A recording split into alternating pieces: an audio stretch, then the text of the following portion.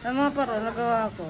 Ang Jeez! Bagong araw na naman mga paro. Today's vlog, pupunta nga pala kami ngayon sa palengke. Daanan nga pala namin yung kaibigan ng ate ko. Pero bagong lahat, ako nga po pala si Jack. Maraming pangarap para sa pamilya. At ayun na nga mga par, kasama ko nga pala yung ate ko para mamalengke. Alam nyo ba mga par? Si ate nga pala yung kasama nyo. Para kayo lagi nanganganditato. Sige po kung sino-sino na naman kinakausap ni ate. Nadami baga naman yung kaibigan dito mga par. Kaya kahit saan sumasabit na ang uso. Kaya nga pala mga par. Plus tabi-tabi nga lang din pala yung mga bilihan dito. Plus lahat na ata friendship ng ate ko. Nakakatawa nga pala si ating kasama. Talagang makakatawad ka pag siya ang kasama mo. Kaya na nga mga para kasabit na naman ang uso ng ate ko. Kinausap na naman nga daw pala niya yung friendship niya.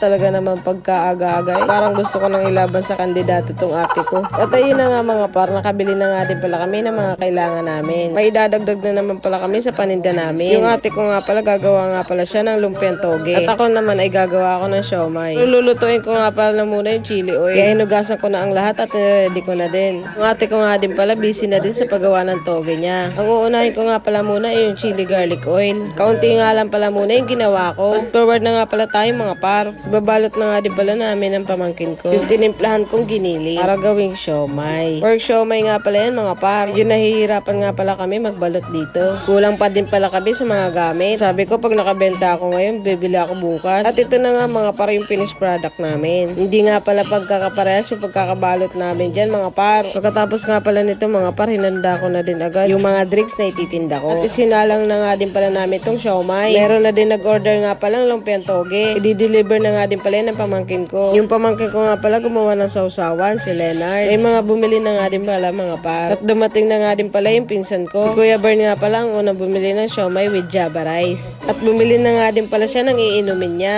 Siya nga pala mga par, ito nga pala yung ginawa kong java rice. Di bali tatlong siomay at java rice. 35 pesos lang. Mura na nga din pala yan mga par. Halos marami na nga din pala bumili ng siomay. At ito naman na pamangkin ko ay gusto daw niya matikman yung java rice sa ginawa ko. Sarap par, libre oh.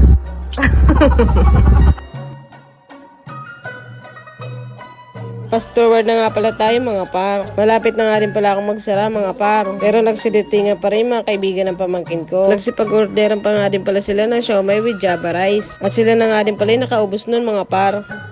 May mga nagpatimpla pa nga din pala sa akin ng mga drink. Sabi ko nga pala sa kanila magsasara na nga din pala ako. Pero syempre pinagbigyan ko pa din. Magpupuyat na naman nga pala ako ngayon mga par. Kasi pakatapos nga pala ng mga ginagawa ko ngayon. Saka lang pala ako nag-edit ng mga video. Medyo may kahirapan nga din pala yung pagbablog. Kasi kailangan mo talagang mamit yung hinihingi ni Lolo Meta. Pero natutuwa nga pala ako sa ginagawa ko mga par. Kahit medyo mahirap ginagawa ko pa din. Kasi dito nga ako nag-enjoy. At ito na nga mga par, may nag-order na naman. Pero sabi ko sa kanila last na to. Bukas na lang po ulit. Yun lang. Salamat sa panonood.